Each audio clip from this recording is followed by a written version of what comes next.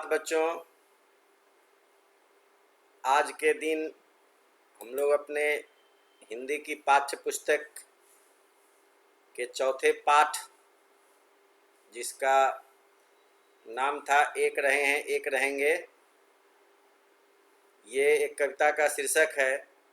तो इस पाठ का जो शेष भाग बचा था अभ्यास के लिए, जिसमें पाठ पर आधारित प्रश्न दिए जाते हैं, मौखिक, लिखित, लघु उत्तरीय, दीर्घ उत्तरीय, साथ साथ कठिन शब्दों का अर्थ जानना, श्रुतिलेख के लिए दिए गए शब्दों पर ध्यान देना, इन सभी बातों की चर्चा आज हम लोग इस प्रकरण में करेंगे।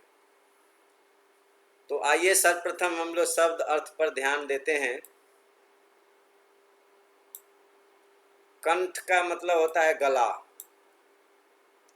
वासी का मतलब होता है निवासी, ठहरने वाला, रहने वाला। समुदाय का मतलब हो गया समूह। स्वर का मतलब आवाज। भाईचारा का मतलब बंधुत्व, एकता का भाव।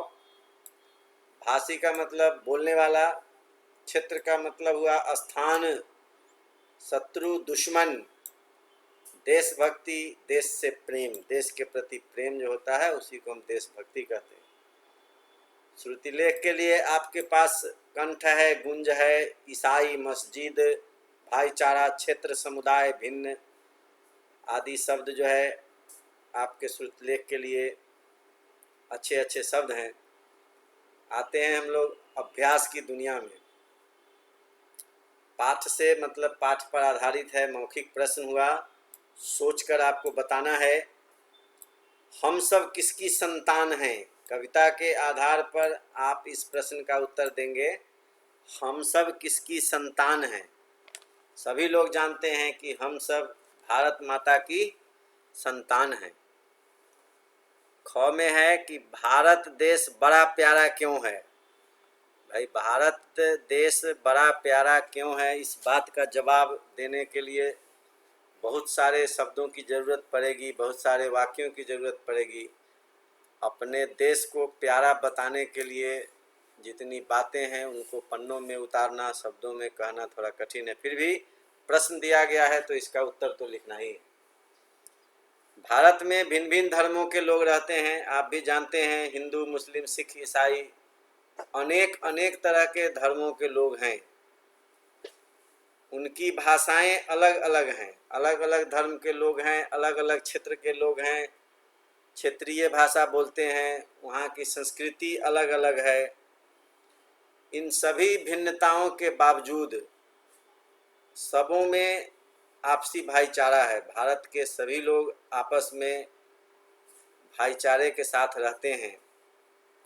ये भाईचारा का मतलब हुआ कि मिलजुल कर रहना, एक दूसरे के सुख दुख में शरीक होना, यही भाईचारा का मतलब होता है। इन्हीं सब कारणों से हमारा देश भारत बड़ा प्यारा है। ग में है कि यह कविता आपको क्या संदेश देती है।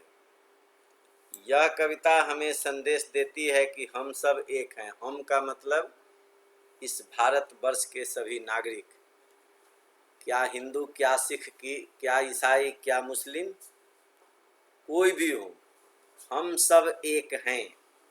कारण कि हम सब इसी भारत माँ की संतान हैं और एक ही माँ के सभी संतान आपस में एक ही होते हैं, आपस में भाई बहन ही होते हैं। अब आते हैं हम लोग लिखित प्रश्न की तरफ। दी गई कविता की पंक्तियाँ पूरी कीजिए। अलग अलग दिया हुआ है, उसके आगे के जो बचे हुए शब्द हैं उनको लिखना है।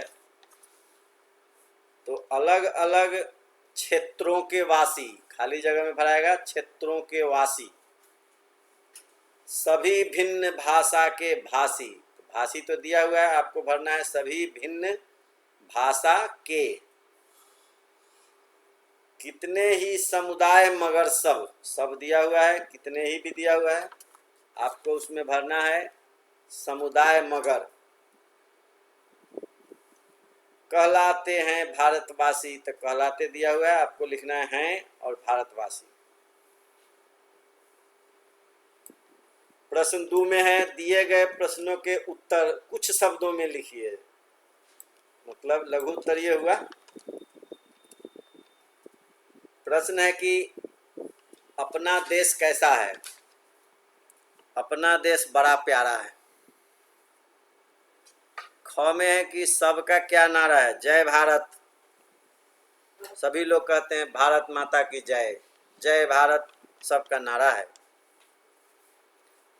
हम सब मिलकर किसके गीत गाते हैं।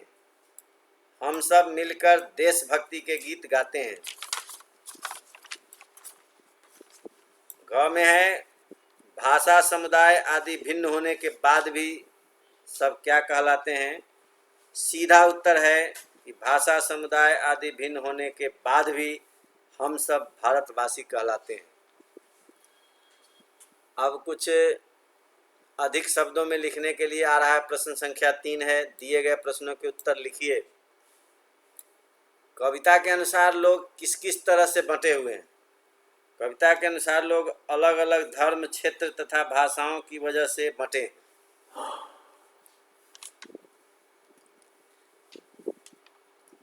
ख में है, कविता में कवि ने किस किस को अपना बताया है। कविता में कवि ने हिंदू, मुस्लिम, सिख तथा ईसाई सबको अपना बताया।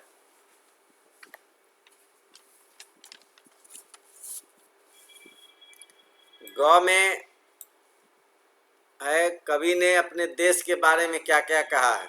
कवि का कहना है कि हमारा भारत बड़ा प्यारा है। भिन्न भिन्न धर्मों तथा भाषाओं के लोग आपसी भाईचारे के साथ सिर्फ भारत में ही रहते हैं। शत्रु के बारे में कवि ने क्या कहा है। कवि ने कहा है कि कैसे कैसे शत्रु हमसे मुंह की खाकर भाग जाते हैं। क्योंकि हमारी एकता अखंडता प्रबल है। हमारी एकता की ताकत की वजह से बड़े बड़े शत्रु आते हैं और मुंह की खाकर वापस चले जाते हैं। बच्चों, प्रश्न संख्या अंगा में इस कविता का मूल भाव, जिसको भावार्थ बोलते हैं, वो लिखना है। कविता का मूल भाव है कि हमारा भारत, हम भारतवासी एक हैं। हम चाहे जिस धर्म, जाति या भाषा के हों, पर हमारी धरती, हमारा आकाश सब एक है। हम सभी भारतीय हैं। भारत माँ पर आने वाली सभी मुसीबतों का हम सब मिलकर सामना करते हैं। हमारी अनेकता में एकता के कारण कैसे कैसे शत्रु भाग जाते हैं। यही मूल भाव है कविता का। आते हैं हम लोग पाठ से आगे। पाठ तक जो था वो समाप्त होता है। पाठ से आगे सोच समझ के अनुसार है। क्या आपको भारतवासी होने पर गर्व है? यदि हाँ तो क्यों? जवाब देना है आपको। ख में है कि आपस में कोई भेदभाव न हो, इसके लिए आप क्या करेंगे? ये भी आपको खुद से जवाब देना है। अब बारी है हम लोगों के भाषा की दुनिया में प्रवेश करने की। भाषा की दुनिया में हमें क्या मिलेगा? पर्यायवाची शब्द किसे कहते हैं? वो अनुस्वार, अनुनासिक, है और हैं, मुहावरे, ये सब इसमें मिलेंगे। प्रश्न संख्या 1 में बाईं तरफ कुछ शब्द दिए गए हैं, जिनका दो दो पर्यायवाची दाईं तरफ एक बक्से में दिया गया है। हमें सही पर्यायवाची शब्दों को छांट कर उसमें से दिए गए शब्दों के आगे लिखना। देश का मतलब होता है वतन, मुल्क। माँ का मतलब हो गया जननी, माता। शत्रु का अर्थ होता है दुश्मन, बैरी।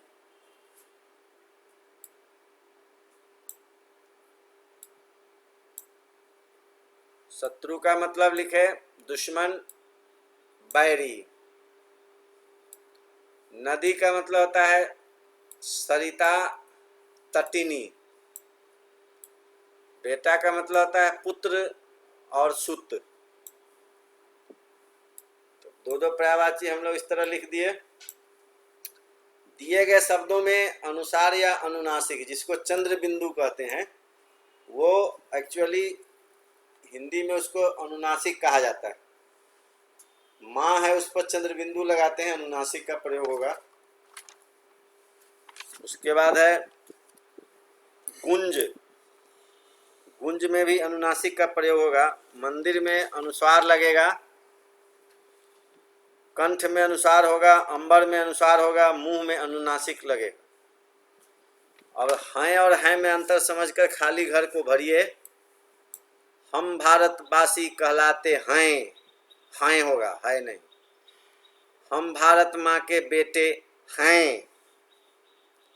अपना देश बड़ा प्यारा है, इसमें है लगेगा। हम सब मिलजुल कर गाते हैं। हमारा तिरंगा सबसे न्यारा है। यह कविता अच्छी है। इस तरह आपने देखा कि है और हैं का प्रयोग कहाँ कहाँ होता है। 4 में है मुंह की खाना, मुहावरे का अर्थ है बुरी तरह हारना। अब आप इस मुहावरे का वाक्य में प्रयोग कीजिए। आप प्रयोग करके, अभी तत्काल में हमारे देश की उत्तरी सीमा पर चीन के साथ कुछ जो है झड़प चल रहा है। सीमा पर चीनी सैनिक भारतीय जवानों से मुंह की खाकर पीछे हट गए। समाचार में आप लोग सुने होंगे, बिहारी रेजिमेंट ने चीनी सैनिकों की हड्डियां तोड़ डाली, पटक पटक के, ठेहुना दबा दबा के कमर तोड़ के जो है उनको नदी में फेंका है भारतीय जवानों ने।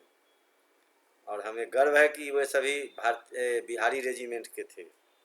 बिहार की शान को बढ़ाया है, बहुत बहुत धन्यवाद उनको। आइए अब हम लोग बढ़ते हैं रचनात्मक क्षेत्र में। ये भी जाने, भारत में अलग अलग क्षेत्रों, भाषाओं तथा संस्कृति के लोग निवास करते हैं, लेकिन भारत की विविधता ही पूरे विश्व में एकता के भाव का संचार करती है। सारे देश के लोग भारत की संस्कृति, भारत की स्थिति से शिक्षा लेते हैं। भारत ही एक पूरे विश्व में देश है जहाँ पर भांति भांति के लोग हैं, भिन्न भिन्न धर्मों के लोग हैं, अलग अलग। भारत में सबसे अधिक भाषाएं भारत में ही हैं, अलग अलग भाषा के लोग हैं। लेकिन सबसे सुंदर बात है कि इतनी विविधता होने के बावजूद भी भारत के सभी नागरिक एक हैं। सब भारत के शान की बात जब होगी तो सारे लोग एकजुट होकर के लड़ने को तैयार हो जाते हैं। यहाँ पर सभी लोगों को अपनी अपनी बात, अपनी अपनी भाषा, अपना अपना धर्म, ये सब मानने की पूरी पूरी आज़ादी है। और यही कारण है कि अलग अलग क्षेत्र, अलग अलग भाषाएं, अलग अलग धर्म के बावजूद भी सारे लोग भारत के ही हैं और सारे भारतवासी ही कहलाते हैं। चलिए हम लोग खोजबीन करते हैं कि इन्हीं 4 राज्यों के खान पान तथा पहनावे के बारे में जानकारी हासिल करके चार्ट पेपर पर चित्र के माध्यम से दर्शाइए। सुंदर सा प्रोजेक्ट आपके लिए इस कोरोना काल में मिला है, आप इसका इस्तेमाल करें और आइए हम लोग कुछ नया करें। एक रहे हैं एक रहेंगे कविता का लयबद्ध गान कीजिए।